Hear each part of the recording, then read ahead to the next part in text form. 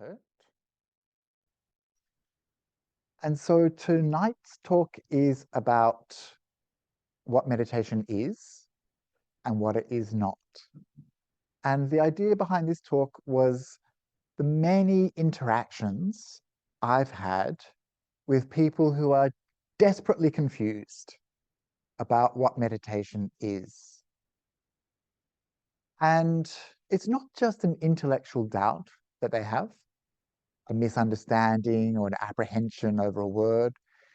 This is something that causes their practice to really stop developing because they're not convinced, they don't have any faith in their ability to do the meditation in the proper, right way. They're worried that they're doing it wrongly, that they're a meditation failure. And so they feel like they don't know what they're doing. And some people will come to me and say, I've heard this meditation practice. Is that right? My teacher teaches this meditation practice. Is that right? And not knowing is a real hindrance. It's a real impediment. When the Buddha talks about the hindrance of doubt, he says it's like a traveler lost in the desert, uncertain of which way to go. And the removal of doubt is like a guide, someone who takes us by the hand and leads us out of danger to a cool oasis. And so this is why it's so important to understand what meditation is and what it is not. Unless we know the difference, who knows what we're doing in our minds, right? Who knows what progress we're making? So we'll be exploring some of those things tonight. And I just wanted to point out that the Buddhist library has so many books on the shelves about meditation. I don't know if any of you have read any of them. I would encourage you to look and to learn because we have such amazing information available at our fingertips.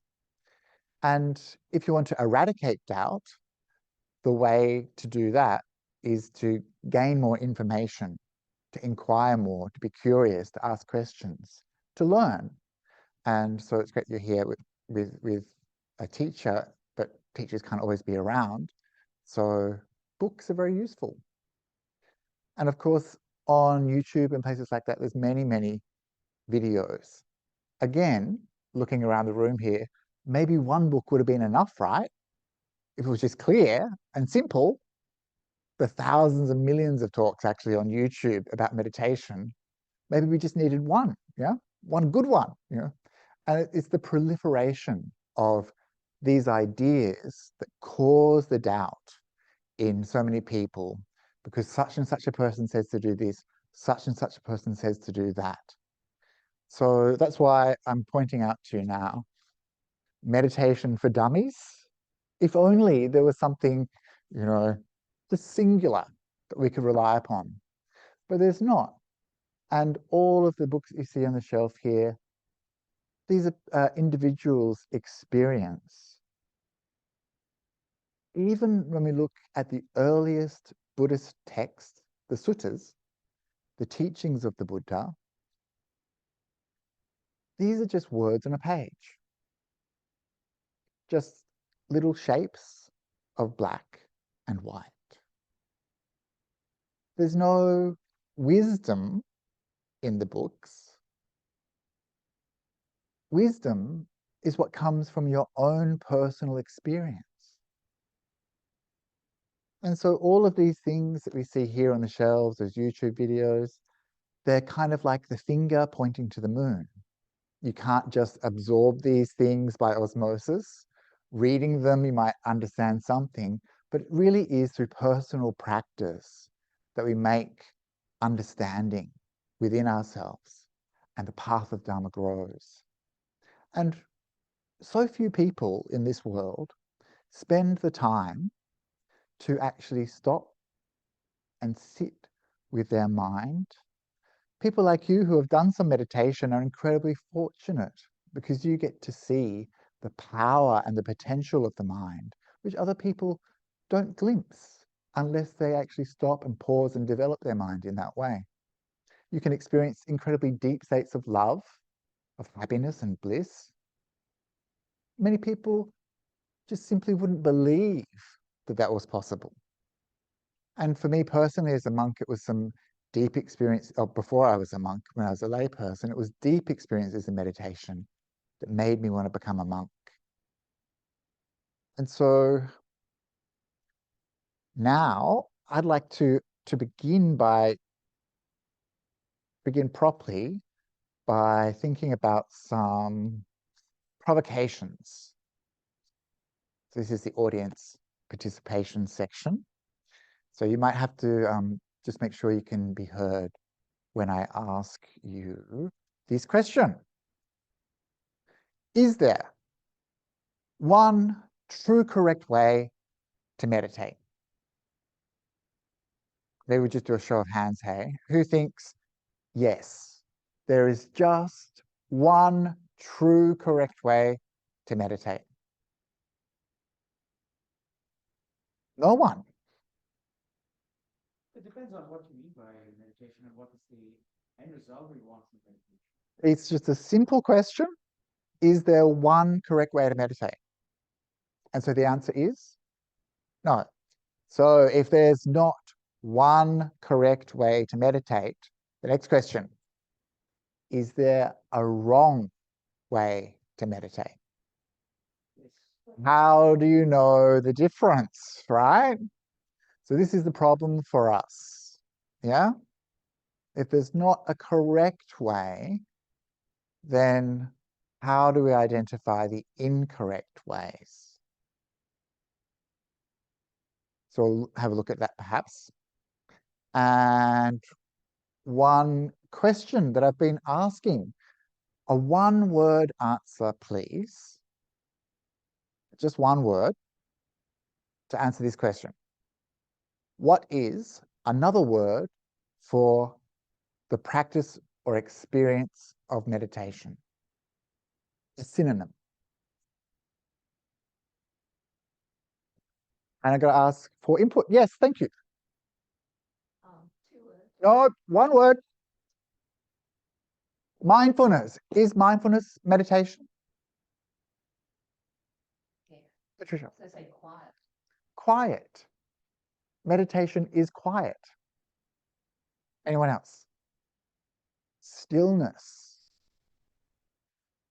So you can kind of think of this like an opportunity to be on the marketing team of meditation.com, and you're trying to put a positive spin. So let's hear some more words that describe meditation. Watchfulness. Rapture. Rapture. That's one of my favorites, yeah. Profundity. Oh yes, you'd be a very good marketing team. Anything else? Think about it. We're just trying to share our understanding, our experience. Yes, sir. What? Presence. Choosing. Meditation is choosing. Anyone else? Absorption.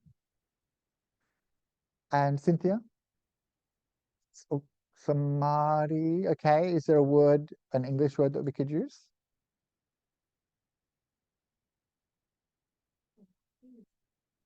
It's hard, hey? Don't worry, relax. Okay, last one. Relinquishment. So are all of these things meditation, or are these things part of meditation, an aspect of meditation? An aspect, yeah. So it's very hard actually to describe meditation, because it's something that in many ways is beyond words, right? And that's why when I look at the teachings of the Buddha, I'm so impressed, because he managed to describe these very complicated, very, very, very profound experiences in such a simple way that has been misinterpreted and misunderstood ever since. So we're going to do some meditation now. And we're just going to do a little bit of breath meditation. Breath meditation is so beautiful, such an easy practice. You're already doing it. You're breathing in, you're breathing out. And all we need to do is to bring a special type of awareness to that experience of something we're already doing. And it's that awareness, that watchfulness, that transforms somehow that experience that we are having. It becomes something much more than simply breathing in and breathing out.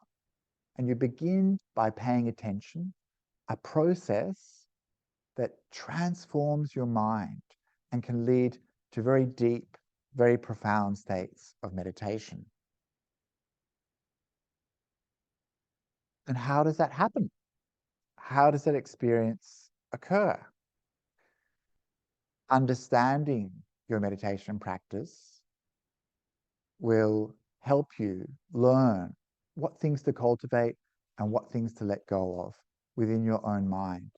And that's something we learn when we sit and stop and be with the breath. So let's do, how long do you think? 20 minutes?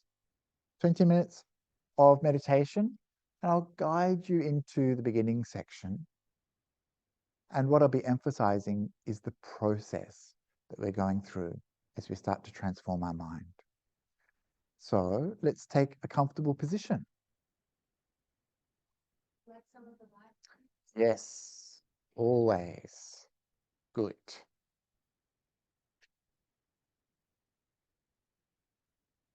So I usually offer the same kind of instructions.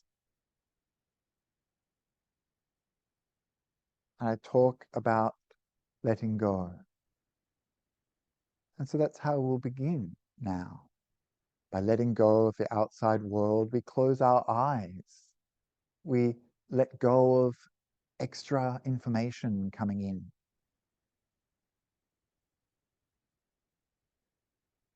It's so important to let go, to be willing to let go, to allow ourselves to be here and now.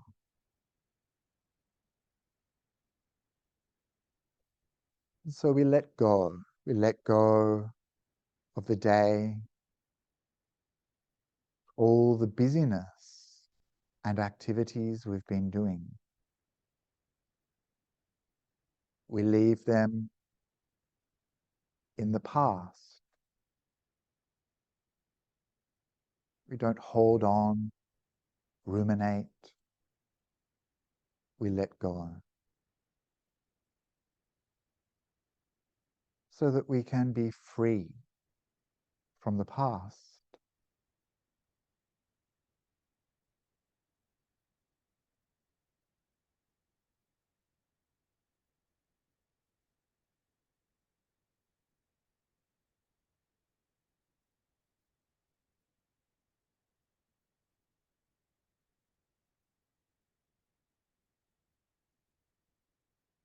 As you let go of the future, not worrying, planning, thinking about what is to come.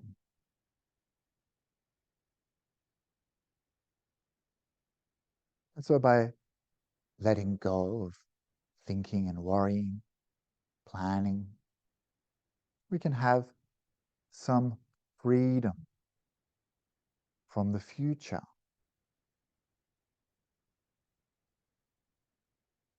Allowing us to be present, to be here and now.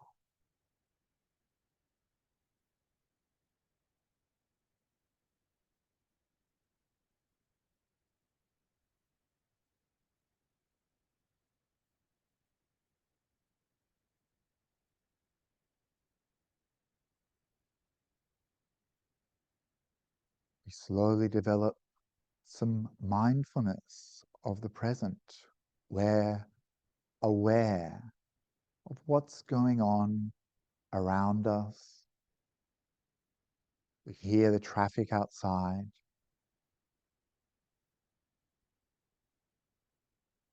The hum of the air conditioner. We're aware of the people sitting around us.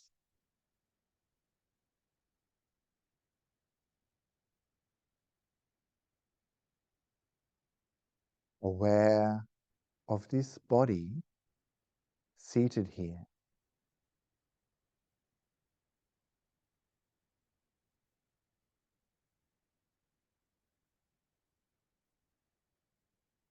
We feel the touch of our clothes, the hardness of the seat.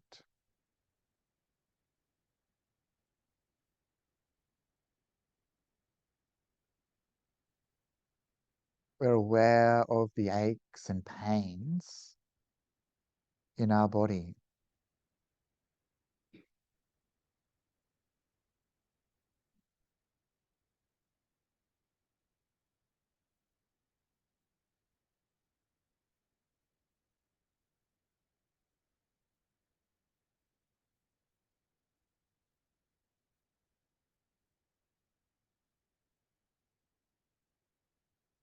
We want to allow ourselves to feel good and comfortable. We let go of that tightness and tension and relax. We're aware, but calm.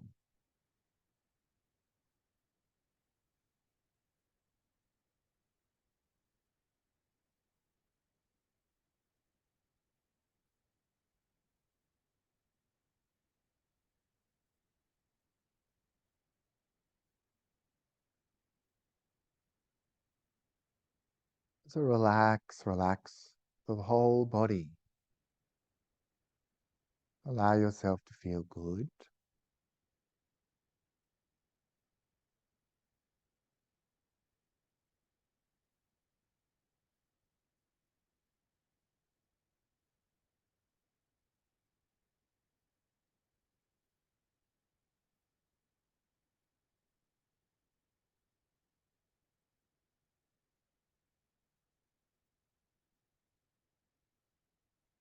You see that body can relax, can let go.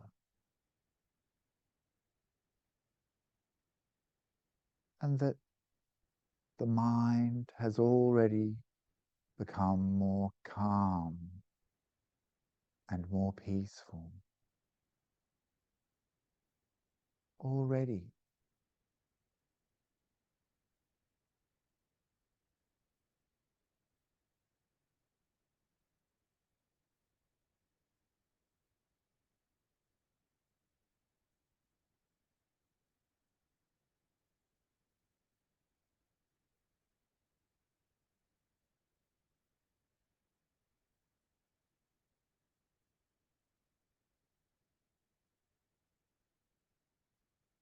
Our mindfulness is growing stronger. And so when we let go and are calm and peaceful, when our mindfulness develops, then it's easy for us to see the breath. We're aware, I'm breathing in. Aware, breathing out. Mindfully breathing in. Mindfully breathing out. We watch each and every breath.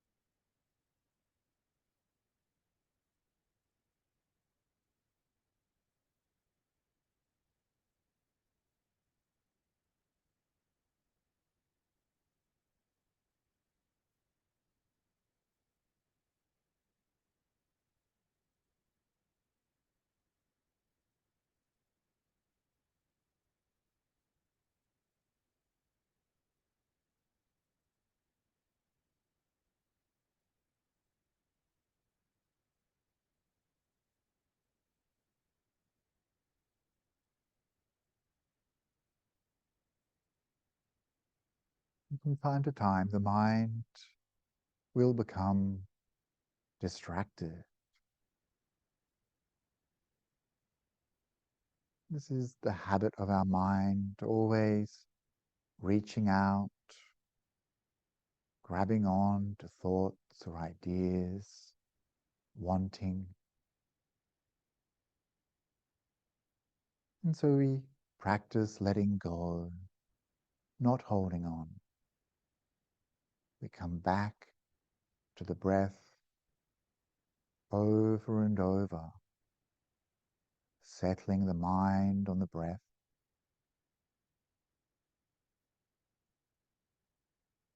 We want to stay with the breath.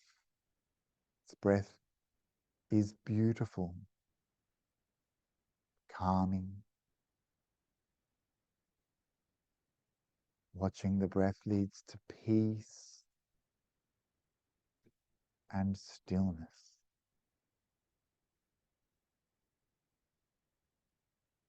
And so keep practicing like this, letting go, relaxing, being calm and peaceful, mindful and aware.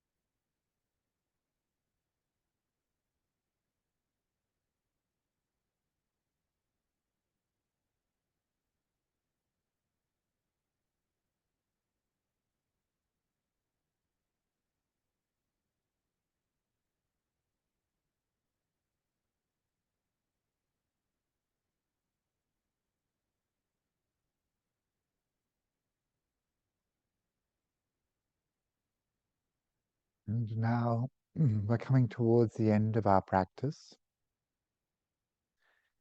Still keeping your eyes closed. Take a few moments to review your practice. Thinking back to the beginning of your meditation. Compare, how do you feel now? What's changed by this process of pausing, letting go, developing mindfulness? What happened with your mind?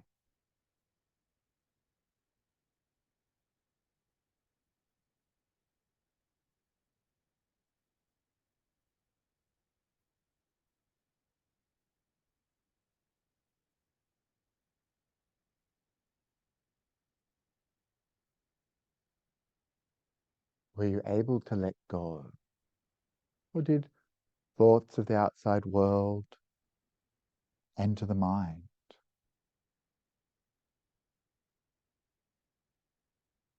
Were you able to let go of the past or future? Or did your mind wander to the past and future?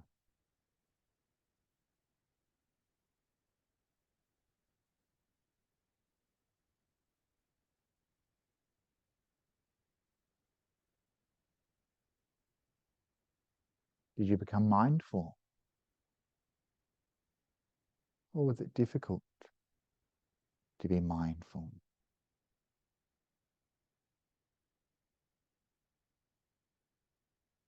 Could you watch the breath? And how was that?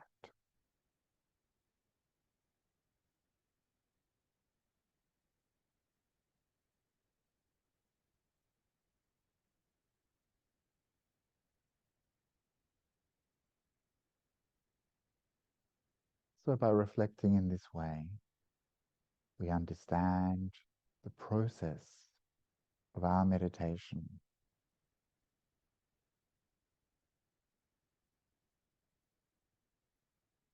So now you can relax your awareness and arise from the meditation, coming back to the room. Okay, very good. Yes? Very good? Not sure. So, understanding the process of our meditation is the key to developing your meditation practice. You are part of this experience. And if you start to understand what are the things to do and not do in meditation, the things to let go of, the things to hold on to, if you start to develop this awareness, this understanding, this training, then your practice will move from that kind of amateur level to a professional. You become a master. And for so many people, they don't take that opportunity to review their practice, to think about the actual experience of meditation, to inquire into what went on. Usually we're just happy as soon as we can. We hear the bell go, we get up, we run straight into the day. We never take the time to sit and understand our meditation practice. So this process of review is very powerful in helping you develop an understanding of your own mind, which is something all of the books here on the shelf can't help you with, something you have to see for yourself. Okay, one more audience question. Before, when I asked you for one word about meditation, I was asking you to be the spin doctors, the PR team for meditation.com. Now, I want you, we had things like what we had like rapture and mindfulness, sounded pretty good, what you people were talking about. Meditation sounded pretty appealing. But maybe now we can do one word that describes the grim reality of our experience. Does anyone want to offer one up? How was your meditation? Just one word. Patchy. Patchy, yeah. Patchy, yeah, that's a good one. Anyone else? Distracted, yeah. Be brutally honest, go on. You need to actually develop this skill of looking honestly. One, I think, of the flaws of the meditation communities, we really talk up the good things. We get them in with the enticement of bliss and rapture and all this good stuff, yeah. And then the actuality of it is that meditation is hard. Working with your mind is hard. I think you're all very brave to do it. And it takes a lot to see the mind clearly and to confront what goes on. And this is that process of training, actually. We're training the mind. And our mind is a slow learner. So I'll ask one more question of you, and I'm interested to hear your opinions. What did the Buddha mean when he spoke about meditation? What did the Buddha mean when he spoke about meditation?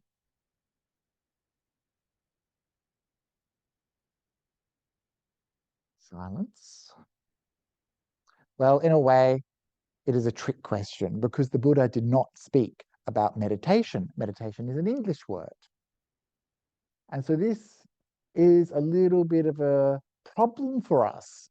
All of our vocabulary to describe our meditation experience comes from a completely different culture, completely different language, completely different time.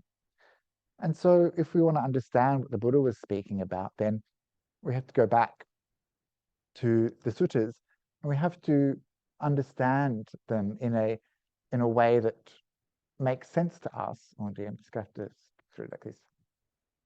Oh. Makes sense to us. And this is one of the problems for us as meditators. Before, when Cynthia mentioned the word samadhi, I said, oh, can you give us a translation? But even if you did give us a translation, it's a very uncertain business because the English translation will emphasize to some people certain things and it may not embrace the full meaning. So, for example, a word like samadhi is often translated as concentration. Ajahn Thanisaro translates it as concentration. And then other teachers say, no, it's stillness. Quite different, right? And so each translator will kind of bring something into a word that they want to kind of emphasize or try to capture about that. But there is a paucity of language when it comes to how we understand what the Buddha was talking about. He spoke about meditation. This is the most common word to describe meditation practice, bhavana, which just means development. So meditation is a development of the mind. You just experienced that, right? You saw that you had a process going on. It's not a meditation state, it's a meditation process.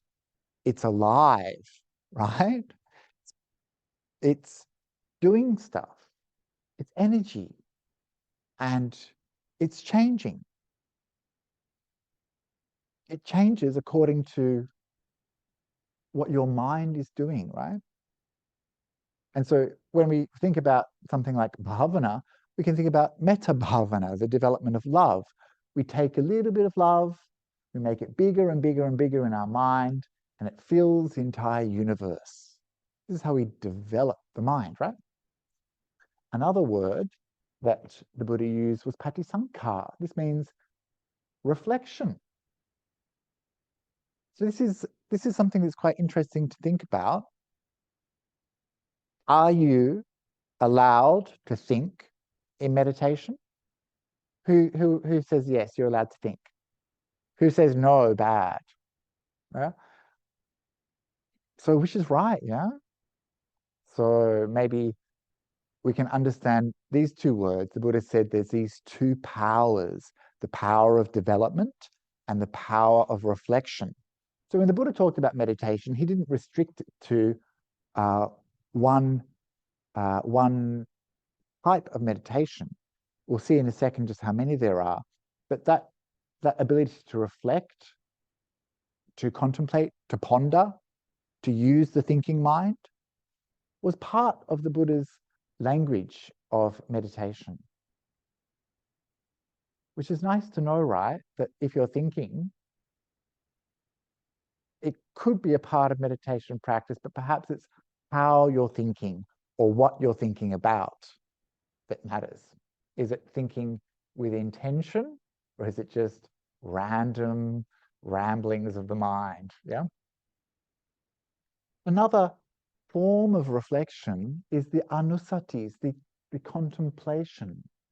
And you might have encountered this if you go to a traditional Buddhist environment, like a temple, and you hear people doing some chanting. And so these are the anusatis. These are stock standard phrases that we encounter in the suttas, the early texts. And they're things like contemplating the Buddha, Dharma, and Sangha, and other things I'll get to in a little bit. And so these are also thinky, a little bit thinky. And they inspire joy and faith and confidence in us. So they're very powerful. You're thinking, but you're meditating. It's powerful, and it leads to a deeper experience in the mind. We know about mindfulness, right? Of course, when the Buddha talked about mindfulness, he wasn't talking about mindfulness, he's talking about sati. And sati has a much more broad meaning. It includes things like remembering what you're meant to be doing, remembering the teachings, remembering how to practice. This is part of mindfulness. It's not just the bare awareness. Then we have jhana, very deep states of meditation, very profound, transformative states of meditation, which I'll get to later. Anyone have one of those? No? Okay. And as I mentioned before, this word samadhi. And this is often the experience of meditation, or sometimes describing the jhana states. More words, some of us will know this one, samatha, which means tranquility. Other people will know this one, vipassana, which means insight. These two are very important to understand correctly. So we may have heard of the vipassana movement, and it's almost like kind of like a trademarked kind of franchised practice. And sometimes in parts of the world, in Thailand, you'll hear teachers talking about vipassana, and it's almost become a synonym for meditation. One of my teachers in Thailand was like, vipassana your mind, vipassana brings you happiness, vipassana this, vipassana that. And it occurred to me that I had no idea what he meant by this word vipassana. So this is something that's important for us to understand, that as 2,500 years have happened to the Pali language, this has led to some changes in the way these words are used. And so vipassana is not meditation. It's an aspect, it's a part of what happens. And it's a way of understanding. Samatha and vipassana always come together. You may hear some people say you don't need samatha, you don't need that tranquility, but it's not correct. They always come together. The Buddha said it's like a swift pair of messages that tell us about our progress on the Eightfold Noble Path. And one last word, kammatthana. This means meditation subject. And this isn't a word we find in the early text, but many later generations of commentators use this word. And so these show some of the types of thoughts, types of activities that the Buddha was speaking on when he spoke about what we call the practice of meditation. I want to emphasize that meditation is not something held in isolation in the Buddha's teaching. It is an aspect of the Buddha's teaching.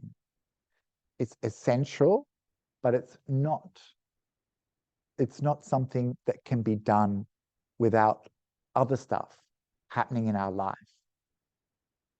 Remember that the world that you have on the cushion, for most of you, will be a very short time of your life. Maybe 20 minutes a week, if you're lucky, right?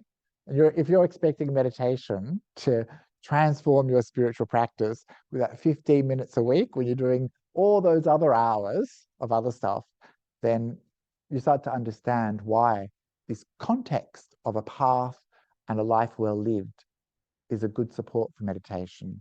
So I'll just quickly go through these factors. Some of you will already know them. So there's right view, right intention, right speech, right action, right livelihood. And then we come to the meditation division, which is right effort, samayama, right mindfulness, and right stillness or samadhi or concentration or immersion or absorption or whatever word you want to use for whatever that thing is. And so these three things, right effort, right mindfulness, and right samadhi, these are aspects of meditation practice. The commentator Buddhaghosa described these three things as like three boys in the orchard picking a flower. Right effort is a boy on his hands and knees. It's a support, something that gives energy and lift.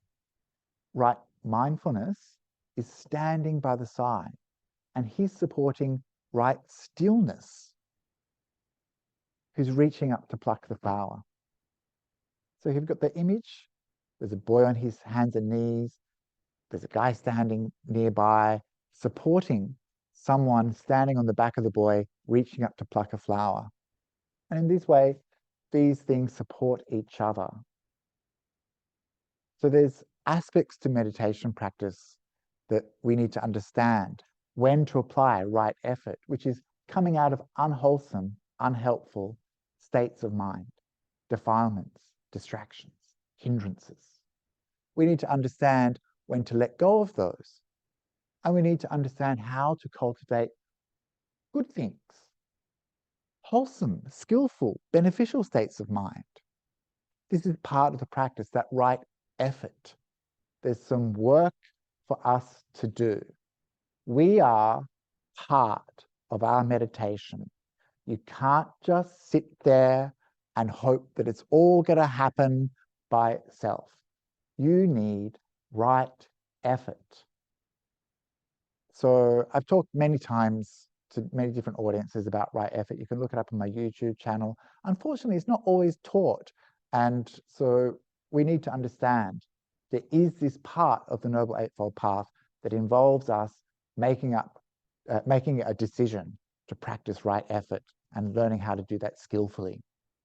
And that right mindfulness, when we talk about right mindfulness, we're talking about 4 satipatthanas. Don't have time to go into that now. Right stillness, when we're talking about right stillness, we're talking about the jhanas.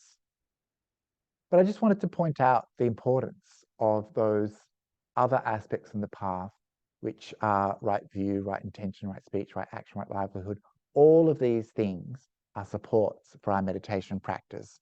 It makes sense, doesn't it, that the things that you do in your life will show up in your 15 minutes a week on the cushion. It will show up. It already showed up in your mind tonight, right? The stuff that you do matters. It echoes through your mind. And so by having good ethical conduct, good activities of body, speech, and mind, you'll have this wonderful bliss called the anavajja sukha, the bliss of blamefulness, blamelessness. The bliss of blamefulness is something completely different.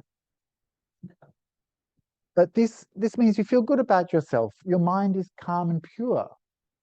And this is why it's so important. Ethical conduct is a support, a basis for meditation.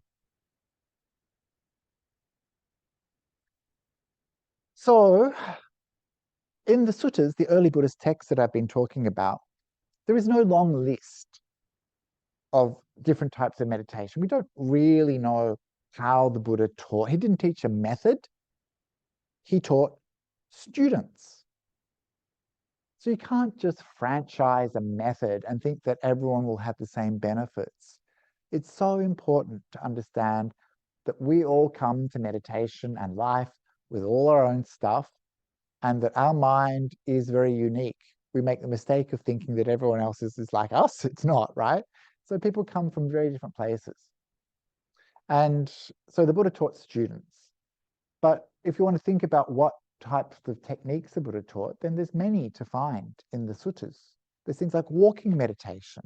Many people will be surprised to hear that you can do walking meditation, right? Walking is meditation? We'll explore some others in a short while, but later on, a commentator, his name was Buddhaghosa Acharya, he compiled a list of 40 kamatanha, meditation subjects.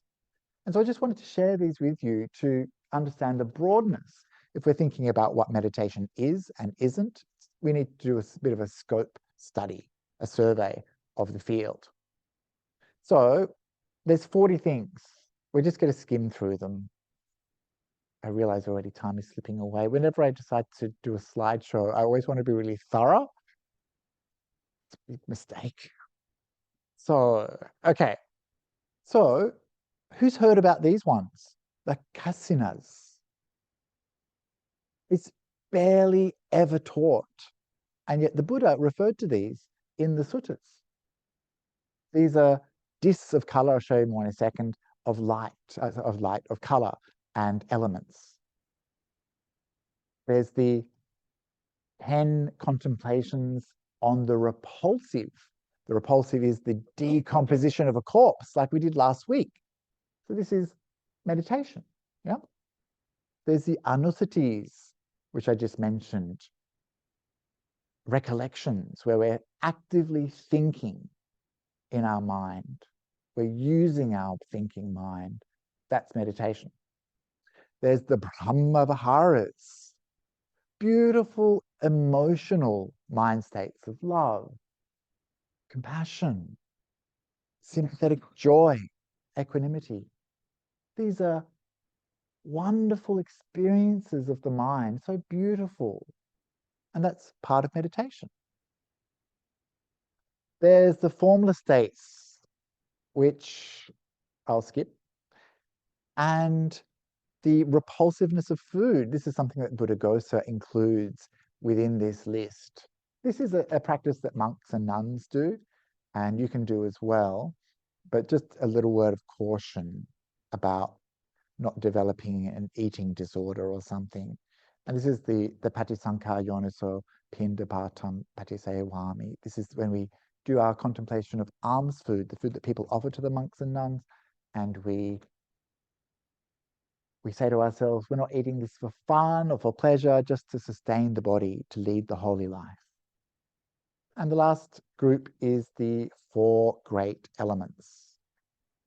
So we're going to dive in a little bit deeper, but not too deep, okay? But can you see just already the broadness of meditation subjects?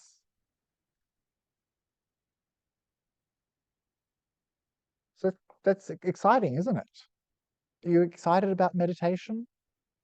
No, okay. So we'll just go through these collections very quickly so that we understand more fully. And the kasinas, there's 10 of these kasina meditations: earth, water, fire, air or wind, and then blue or green. We're not sure. In many ancient cultures, blue is a very slippery color. Yellow, red, white, and then the kasina of an enclosed space, like maybe like what you see out the window or through a tunnel, and then bright light. So it's a bit abstract like this, isn't it? Here is a blue kasina, a disc painted blue. The meditation is you with your eyes open. Can you meditate with your eyes open? Yes. So this is kind of like, oh, this is meditation. This is part of the Buddha's teaching. So you look at this disc and you stare at it and you try to see every single aspect of this disc. Every single aspect. You record it in your mind. And then eventually you close your eyes and what's called the countersign appears. It's not an after image. It's different. It's this thing in your mind and you make it. So this is the casino meditation. Why would you want to do this? Well, because it helps the mind become strong, stable, and steady, fixed on an object. And this is bringing one-pointedness into the mind. And when you practice this, you can play with it, you can make it larger, you can make it smaller. And so this is about really developing the mental faculties. Here's someone looking at this is on, there's a wiki how on how to do casino meditation, which I love. And here's someone working with an earth casino, and she looks like she's part of a study. So that is something made out of clay. So some of the drawbacks of having a casino practice is you have to take your disc with you everywhere, right? And this meditation practice was offered to people who are very simple, who just needed something simple to look at. So when I said the Buddha taught students, he would also give certain practices to certain students as well. Okay, so the next grouping was the 10 repulsive contemplations, the asubha. Asubha means not beautiful. The not beautiful. What's not beautiful? A swollen corpse. And the rest are pretty similar in theme. Last week we did the 9 cemetery contemplations. That's an asubha practice. And we worked with the theme of maranasati, the mindfulness of death. And this is a similar list. There's an extra one in here. And that's just how things happen over time. So a blue corpse, festering, broken, gnawed, dismembered, hacked and scattered, bleeding, and worm-eaten. So these are probably not for the faint-hearted. And I think when the Buddha taught, was this one or the parts of the body? There was some suicides from the monks because they misunderstood. And that's why he taught breath meditation to them instead. This kind of thing will really fire up your practice a little bit and make you aware of things like impermanence and the urgency that we have as spiritual practitioners. Maybe we need urgency, right? So it's useful, but it can also bring up a lot of fear and confusion in people too. So be careful with these kind of practices. Oh, last one's the skeleton. The next, oh, here we go, pretty picture. The next set is the 10 recollections. So again, these are anusatis. In that word, we have sati, mindfulness. And remember I said that mindfulness has another meaning, which is remembering. Anu means to do something again. Anusatis, remembering again, or we say recollection. And so these are the Buddha, Dharma, and Sangha. Itipiso bhagava araham samma sambuddho. This is the anusati of the Buddha, the Dharma, and the Sangha. And these are things that we find practiced in Buddhist places, but not practiced as an anusati, just practiced as something to tick off the list, bit of chanting, bit of ritual, bit of ceremony to start the event. But if done correctly by contemplating these qualities of the Buddha, Dharma, and Sangha, they bring a lot of faith and inspiration into our practice. And I think there's some YouTube videos I've done as well where you can find more about these kind of practices. Another one is the recollection of our own ethical conduct. This is part of our spiritual practice. This is part of our meditation practice. These things are meditation. We're not being 100% silent all the time. We're allowed to have a mind that works with these themes, which inspire us, which develop confidence and faith. And the ethical contemplation, we remind ourselves of how we've been keeping a pure ethical conduct that's like a beautiful white sheet, unspoilt, unblemished. We have, okay, these come together. The recollection of generosity, which is remembering how we have been kind and generous people. This is a good example of how the Buddha taught humans. So when you reflect upon your generosity, this brings something up into your mind. At the time of the Buddha, there was a woman named Visakha. She was foremost in generosity. She was the best in generosity. She asked the Buddha, may I give these 8 types of things to the monks? Things like robes and medicines. And the Buddha said, sure, but why do you want to give these things to the monks? And she said, well, then the monks will have clothes and medicines and other things. And he's like, yeah, but why do you want to give this stuff? What's in it for you, basically, is what he was asking. And she said, and this shows the power of this kind of practice and why the things that we do outside of meditation matter. She said, when I reflect upon my generosity, that time joy arises in my mind. So that's pretty good, isn't it? Joy. You feel joyful. And that joy, she said, deepens and becomes piti, rapture. That rapture becomes bliss. That bliss becomes, tranquility comes first, then bliss, and then we have the path that takes us to samadhi, stillness. And after the samadhi, the insight, the understanding of the nature of reality. This is what Visakha said to the Buddha, and he was like, very good, right? So you see that this is a development of the mind. It's not, I'm in meditation, it's a process of meditation that occurs, and we can use the things that we do in our life to inspire the mind to become joyful. If you get a little bit of joy, you're already doing better than you were before, right?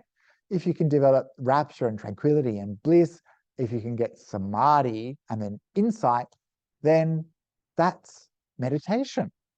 It's a process that takes us from one place to another, from a mind that is busy and distracted to a mind that is powerful and wise. The next one we have is the qualities of the devas. So this is the heavenly beings and the things that they did to become reborn in those places. So these 6 recollections are found together in the suttas, and the next ones I'm going to show you are just other practices. So we contemplate the body, the parts of the body, hair of the head, skin, teeth, hair of the body, skin, teeth, nails. These are the 31 body part contemplations, another way of practicing meditation. We think about death, the likelihood, perhaps certainty of death. We use the breath, the mindfulness of the breath, and peace, stilling. This is upassamanusati, the recollection of the qualities of nibbana. So these are all meditation practices taught by the Buddha. Isn't that interesting? Because for many of us, our idea of meditation is that there is only one true correct path. Anyway, moving on. So I mentioned these before, the Brahma Viharas, these states of love, compassion, sympathetic joy, and equanimity. And so again, these are a practice taught by the Buddha. And again, this is a mind that you develop with intention. And it's sometimes done through thinking, like you develop love towards yourself, towards an enemy. We'll do the process from yourself to a loved one, to a neutral person, to an enemy. This is some ways that are developed. Or you think about developing this love and spreading it in all the directions. This is how the Buddha taught the Brahma Viharas. I'm going to skip this because it's really complicated, but there are states of mind that you can experience in meditation that are incredibly refined. And these are the formless states. So we have things like neither perception nor non-perception. And it's going to really mess up your mind even trying to work out what that is. So I'm going to leave that and we'll move on to, so there's the food and then there's the elements. So these are things that we contemplate. So that's the 40 meditation subjects found in Buddhaghosa's Visuddhimagga. Did you notice that each of those things was completely different from other things?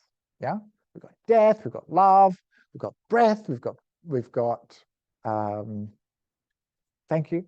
And so there's a lot going on, right? It's not just one thing. And if you inquire into those meditation subjects, you'll see that they're not just intellectual entertainment, but there is a purpose to developing them. There is a purpose. You develop it for a particular reason. It's to deal with something, say something like the 10 cemetery contemplations, those repulsive contemplations. They help to counteract our lust for bodies. When we develop a mind of love, it helps us to overcome hatred. When we practice generosity, we let go of selfishness, miserliness. So all of these meditation practices are like tools in our toolkit. If we want to live well in this world, if we want to develop on the spiritual path, then we're going to need more than one kind of practice. We need solutions to problems. We need tools in our toolkit. If you only have a hammer, everything looks like a nail. But you can't just go around bashing things, right? You need some refinement. You need some diversity in your practice. And for many of us, let's face it, you're very boring. You do the same thing over and over and over again, and it's not enough to transform your mind. Firstly, you become bored, right? Oh, it's time to do some meditation practice. Your tools can become quite blunt. The problem is that you're developing habits on top of your already existing habits. And then you find yourself zoning out and not really making any progress at all. You've lost even that mindfulness, which should be making you aware of what's going on. You're just cloudy.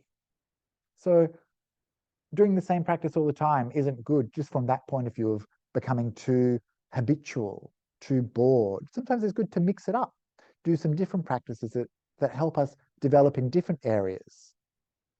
And so when the commentator Buddhaghosa described these 40 different practices, he said, oh, this is good for the type of person who has this personality, or this is good for a person who has that personality. And these things were given by a teacher to a student, someone who knows your mind, right? And so sometimes the things that we should do in our meditation practices are the last things we want to do.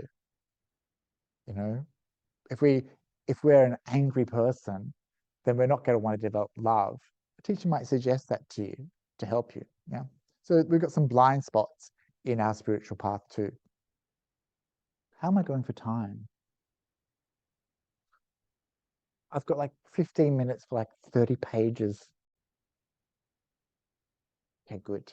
So I'm just going to plunge ahead, deliriously enjoying. Oh no, I've got two things going on there. Oh, that's a bit trippy, isn't it? Okay. So we're not going to get too far in this this slideshow, but we're going to this is where I wanted to get you to. Because when we think about meditation, this is the kind of meditation we want, right? This is the deep meditation, the good stuff, the powerful stuff. That's the image that you see on all those meditation retreat posters. Someone deep in meditation, yeah? We don't want the distraction and the thinking mind. We don't want the kind of meditation that doesn't purify our mind, take us somewhere, give us wisdom. We want this incredibly deep state of meditation, don't we? Isn't that why you meditate? No. I say that because when I ask people why they meditate, they'll say things like, so I can be calm, so I can develop some peacefulness in my crazy life, so I can just allow my mind to become blank. Often we use meditation a little bit like putting jet fuel in a lawnmower. People say, oh, I do meditation so that I can help focus at work more. And you find, corporate mindfulness retreats and things like that. And so this is, taking an incredibly powerful practice and dumbing it down.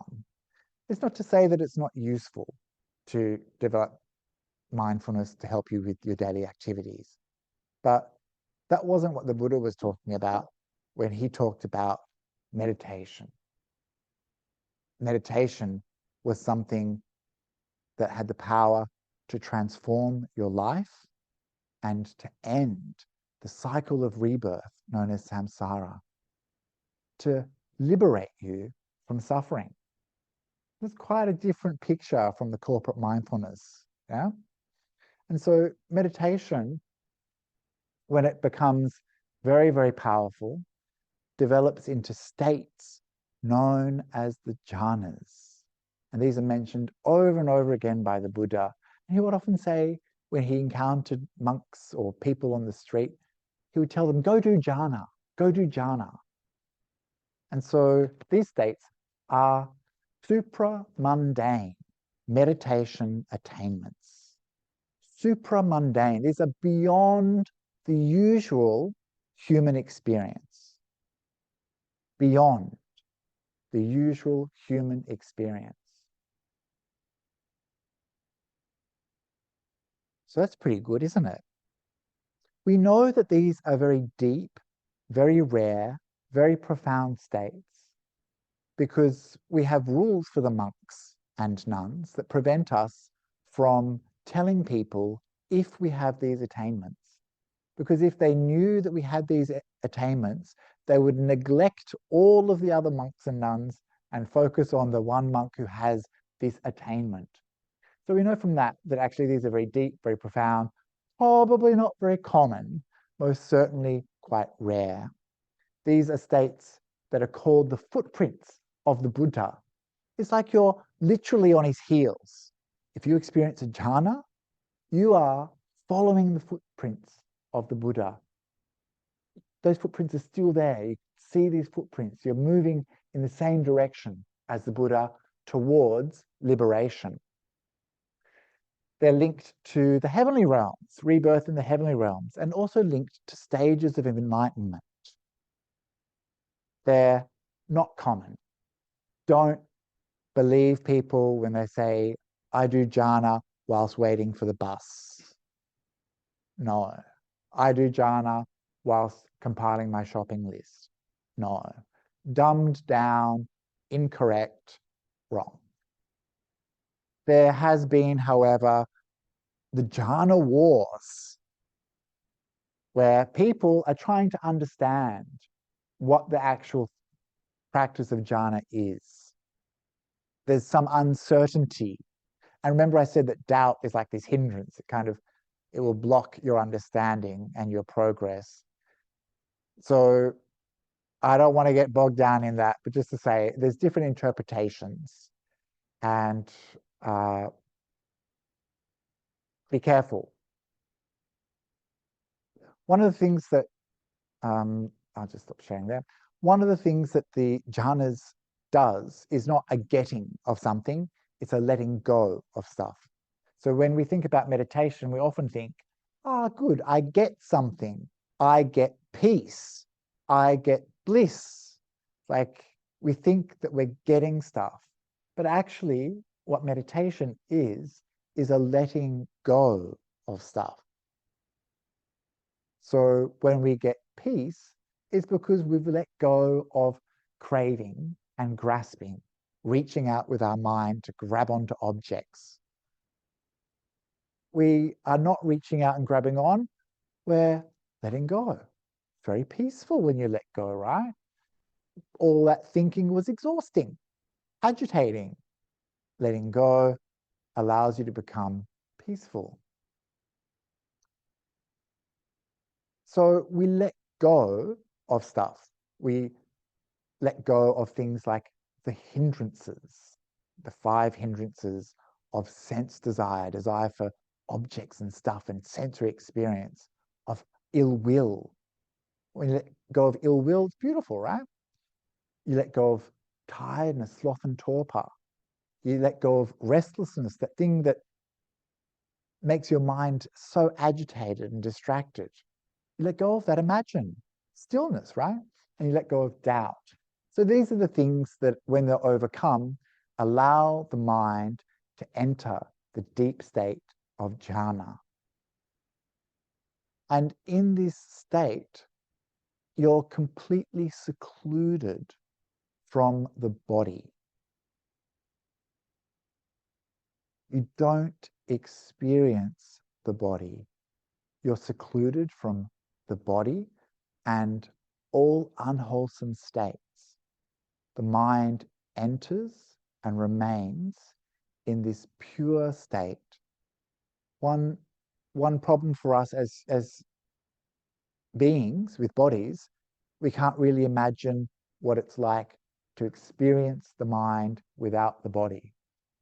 So this is why when I say these are very deep states of meditation, these are states where the body is let go of. There is no sensory experience. What would the mind be like without this prison of the body? What is the mind perceiving itself without the body? It's a very deep state. One analogy that my teacher Ajahn Brahm uses is the frog in the well.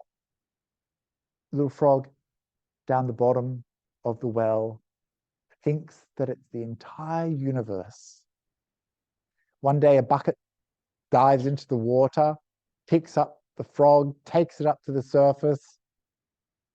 This whole other world, right? That poor little froggy had been so ignorant. His experience was so limited. And this is an analogy to help us understand why these states, the jhanas, are so profound, so deep. And of course, when you've seen these sorts of experiences, when you come out of the jhana, your mind is very strong, stable, and steady, and you see very clearly into the nature of reality. You understand impermanence. You understand that your version of self is a mirage. You understand truly the nature of suffering. You've just been experiencing pure, unadulterated bliss. And so you start to understand where the spiritual path can take you away from suffering towards freedom from suffering. And so this is why these states are very important on the path. However, don't expect these states in your 15 minutes of meditation a week. These are things that take time to develop and take a lot of skill also and commitment to the spiritual path. I want to finish by just simply going through a list of and it won't take that long, so don't freak out. I don't know how to get rid of this. Just keep going. Okay, just pretend. Okay. I want to talk just a little bit quickly to finish up about what meditation is not. And each of these things, I could speak for a little while, but of course I've run out of time. So just remember that meditation is not something like a franchise that sells you one true way of practicing meditation. Anytime you hear someone saying, this is the one true correct path, I mean, everyone's only teaching the one true correct path. No one's saying I'm teaching the incorrect path. Just be very careful. Teachers teach what worked for them. It may not work for you. So don't believe also that, I mean, I've gone through 40 different types of meditation subject, but it doesn't mean that everything can be meditation. Sometimes you hear people say, music is meditation, gardening is meditation, riding a horse. Sure, it might bring mindfulness, it might bring some awareness and some clarity to your life because you're in the moment, in the flow, but it's not the same thing as what the Buddha was talking about with meditation. So don't just kind of like blandize meditation so it's every kind of experience you could possibly have. And meditation is not for relaxation. Sure, relaxation is part of meditation. It's not the aim of meditation. That's the jet fuel in the lawnmower. Don't zone out. If you start to realize that you're not really present, that you're just kind of like a little bit Xanaxed, then you're not developing that brightness, that powerful energy of the mind, which takes us deeper into meditation. You'll just stay on this plateau. You won't make progress. This is something really important to watch out for. And similarly, meditation is not doing nothing. And even some of my teachers teach this. They say, don't do anything. But when we look at the teachings of the Buddha, there's a lot of not doing that is doing. Letting go is a restraint. Not reaching out is a restraint. So there's part of our meditation practice we have to understand. There's a time to do nothing. There's a time for us to participate in our mind, to say, come back to the breath. Or this isn't the time to be dreaming about a holiday in Fiji. This is meditation time, Bhante Akaliko. And then that's part of our right effort. We need to do this. Otherwise, if we just do nothing and watch the show unfold, we're merely catering to our defilements. We won't make any progress. Meditation is also not a cure-all, especially for people who have mental health issues. Don't recommend meditation to everyone all the time. And so if people have anxiety, for example, sitting with an anxious mind will just make you more anxious. So you have to be very careful sometimes. Meditation is presented as this cure for everything, but it's simply not true. It's also not your therapy time. I believe that everyone should work with their mind, that you should think about your life, your well-being, should work on your stuff.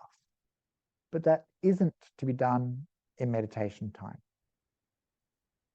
And unfortunately, many teachers today will teach a very kind of new agey form of meditation where it's actually all about dealing with that trauma and that stuff that goes on. But this is not the way the Buddha taught meditation. It's not going to have the same results. It will be very interesting for you to do this stuff. Just do it separately. Allocate time. Why not allocate time to work on your mind in that way, in that therapy way, rather than using your meditation time for that purpose? If more people actively took time to understand themselves better through therapy and things like that, then the world would be quite different. So it's not therapy. Meditation is not therapy. And it's not time to plan your future, okay? You do it, don't you? Some people will spend their entire meditation thinking about what's to come next. And you start to realize what a trap that thinking mind is. That it will never, ever bring you any peace. It's insatiable. That monkey swinging from branch to branch. You need to train the mind not to go to the future and not get stuck in the past. This is why it's called a training. When you learn to let go of the future and the past, you're in the present, you're aware. When you're thinking around and doing this other kind of practice, you're just pushing the mind in a direction. So you won't develop any stillness. You won't develop that deep state of meditation, samadhi. Also, many of you will start to experience some clarity in your mind, especially if you go on a meditation retreat. And one of the things that I've learned from dealing with people who are on retreat is that I think when I look at them, everyone's doing really well. They look so peaceful and calm, and then they come and they talk to me, and all they want to talk about is their boring job. I'm like, what are you doing? What's happened is life's pretty overwhelming. We're all really busy. We don't have time.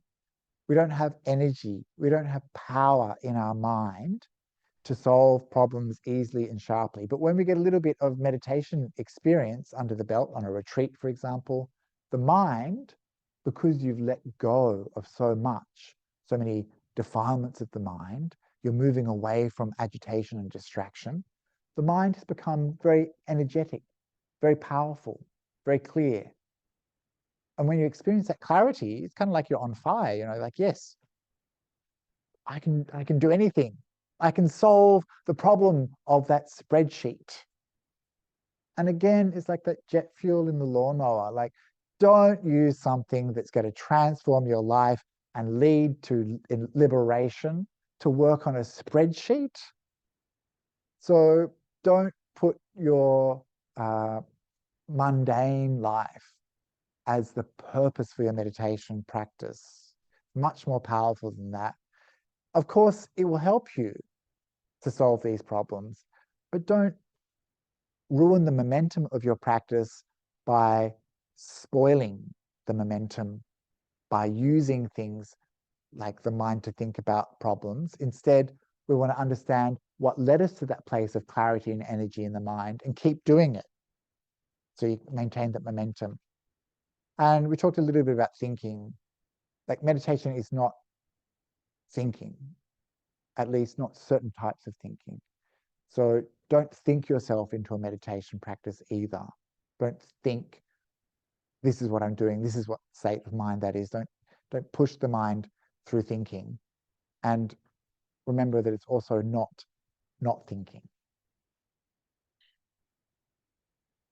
Last one. Meditation is not getting high on mushrooms or peyote. It's about the clarity that we can attain within our own mind. So there's quite a lot of psychonauts, they're called now, people who are using psychoactive substances, and a lot of people use it for meditation practice. But one of the teachers, Goenkaji, who founded the Vipassana movement, he gives a story about people who got high on bhang, on cannabis lassies. cannabis milkshakes, and they were at night time. They got into the boat and they wanted to go for a lovely boat ride on the river. So they jump in, they start rowing, and then they're rowing all night long. Then they collapse in exhaustion, and when they wake up, they discover that the boat was still moored to the shore with a rope. They hadn't gone anywhere at all. And so this is something to ponder with um, doing drugs for a spiritual purpose, that you might end up not moving as far as you thought. So I've gone a little bit over time, probably not much chance for questions, but looking at the amount of slides I had, a good beginning perhaps for thinking about how you might reinvent your meditation practice or broaden your understanding of what it means to meditate, so that you can develop the mind in a way that works for you at different times of your life for the purpose of coming out of suffering. So I hope that some of this information will be useful for you now or in the future.